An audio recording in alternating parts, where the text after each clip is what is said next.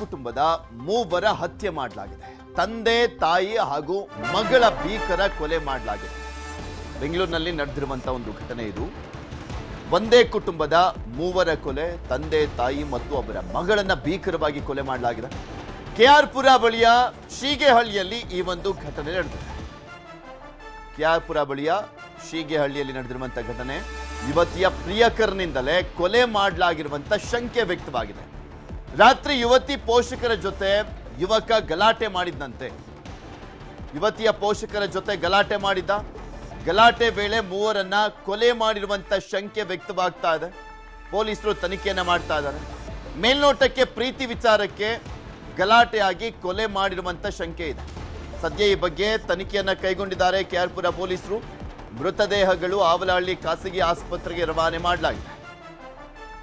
ಇದ್ರ ಬಗ್ಗೆ ಇನ್ನಷ್ಟು ಮಾಹಿತಿಯನ್ನು ಪಡ್ಕೊಳ್ತಾ ಹೋಗೋಣ. ನಮ್ಮ ಪ್ರತಿನಿಧಿ ಮುನಿರಾಜು ನಮ್ಮ ಜೊತೆ ದೂರವಾಣಿ ಸಂಪರ್ಕದಲ್ಲಿ ಜಾಯ್ನ್ ಆಗಿದ್ದಾರೆ. ಮುನಿರಾಜು, ಈ ಕೊಲೆಗೆ ಸಂಬಂಧಪಟ್ಟಂತೆ ಏನು ಅಪ್ಡೇಟ್ ಸಿಗ್ತಾ ಇದೆ? ಯಾರು ಮಾಡಿದ್ದಾರೆ, ಏನು ಎತ್ತ ಅಂತ ಏನಾದರೂ ಹಿಂಟ್ ಸಿಕ್ಕಿದೆಯಾ?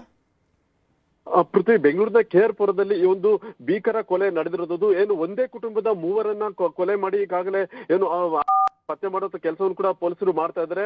ನಿನ್ನೆ ತಡರಾತ್ರಿ ಈ ಒಂದು ಘಟನೆ ಆಗಿರೋದು. ಈ ಒಂದು ಕೊಲೆಗೆ ಏನು ಮೂಲ ಕಾರಣ ಏನು ಪ್ರೀತಿ ವಿಚಾರಕ್ಕೆ ಏನು ಪೋಷಕರು ಮತ್ತೆ ಯುವತಿ ಹಾಗೂ ಪ್ರಿಯಕರನ ನಡುವೆ ಒಂದು ಗಲಾಟೆ ಆಗಿತ್ತು. ಈ ಒಂದು ಗಲಾಟೆ ವಿಚಾರ ತಾರಕಕ್ಕೆ ಏರಿದ ಬಳಿಕ ಯುವಕ ಆ ಮೂವರನ್ನು ಕೂಡ ಒಂದು ಕೊಲೆ ಮಾಡಿದ ಅನ್ನೋದು ವಿಚಾರ ಕೂಡ ಈಗ ಬೆಳಕಿಗೆ ಬರ್ತದೆ.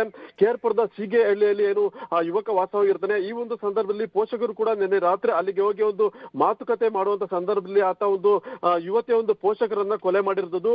ನಂತರ ಆಕೆಯನ್ನು ಕೂಡ ಕೊಲೆ ಮಾಡಿ ನಂತರ ಈಗ ಆತ ಪರಾರಿ ಆಗಿರೋದು ಕೂಡ ಗೊತ್ತಾಗಿದೆ. ಸದ್ಯ ಈಗ ಕೆಆರ್ ಪುರ ಪೊಲೀಸರು ಮತ್ತೆ ವೈಟ್ ಫೀಲ್ಡ್ ವಿಭಾಗದ ಪೊಲೀಸರು ಕೂಡ ಸ್ಥಳಕ್ಕೆ ಭೇಟಿ ಕೊಟ್ಟು ಈ ಒಂದು ಘಟನೆ ಬಗ್ಗೆ ಪರಿಶೀಲನೆ ಕೂಡ ಮಾಡ್ತಾ ಇದ್ದಾರೆ. ಏನು ಮೇಲ್ನೋಟಕ್ಕೆ ಯುವತಿ ಮತ್ತೆ ಯುವಕ ಇಬ್ರು ಕೂಡ ಲಿವಿಂಗ್ ರಿಲೇಷನ್ ನಲ್ಲಿ ಇದ್ರು. ಆದ್ರೆ ಈ ವಿಚಾರಕ್ಕೆ ಪೋಷಕರ ಒಂದು ವಿರೋಧ ಕೂಡ ಇತ್ತು. ಆ ಒಂದು ಸಲುವಾಗಿ ನಿನ್ನೆ ರಾತ್ರಿ ಒಂದು ಆ ಒಂದು ಯುವಕನ ಮನೆ ಬಳಿ ಹೋಗಿ ಒಂದು ಮಾತುಕತೆ ಸಂದರ್ಭದಲ್ಲಿ ಈ ಒಂದು ಕೃತ್ಯ ಆಗಿದೆ ಅಂತೇಳಿ ಒಂದು ವಿಚಾರ ಕೂಡ ಈಗ ಬೆಳಕಿಗೆ ಬಂದಿದೆ. ಪ್ರೀತಿ ವಿಚಾರಕ್ಕೆ ಈ ಒಂದು ಕೊಲೆ ಕೂಡ ಆಗಿರೋದ್ರಿಂದ ಈಗ ಪೊಲೀಸರು ಕೂಡ ಸ್ಥಳಕ್ಕೆ ಭೇಟಿ ಕೊಟ್ಟು ಈ ಒಂದು ಪ್ರಕರಣವನ್ನ ಗಂಭೀರವಾಗಿ ಪರಿಗಣಿಸಿ ಒಂದು ತನಿಖೆಯನ್ನು ಕೂಡ ಮಾಡ್ತಾ ಇದ್ದಾರೆ. ಸದ್ಯ ಮೂವರ ಮೃತದೇಹಗಳನ್ನ ಆವಲಹಳ್ಳಿಯ ಒಂದು ಖಾಸಗಿ ಆಸ್ಪತ್ರೆಗೆ ರವಾನೆ ಕೂಡ ಮಾಡಿರೋದು. ನಂತರ ಈಗಾಗಲೇ ಹಿರಿಯ ಅಧಿಕಾರಿಗಳು ಕೂಡ ಸ್ಥಳಕ್ಕೆ ಭೇಟಿ ಕೊಟ್ಟು ಈ ಒಂದು ಘಟನೆ ಬಗ್ಗೆ ಪರಿಶೀಲನೆ ಮಾಡ್ತಾ ಇದ್ದಾರೆ. ಪೃಥ್ವಿ, ಓಕೆ, ಧನ್ಯವಾದ ಮುನಿರಾಜು ನಿಮ್ಮೆಲ್ಲ ಮಾಹಿತಿಗಾಗಿ.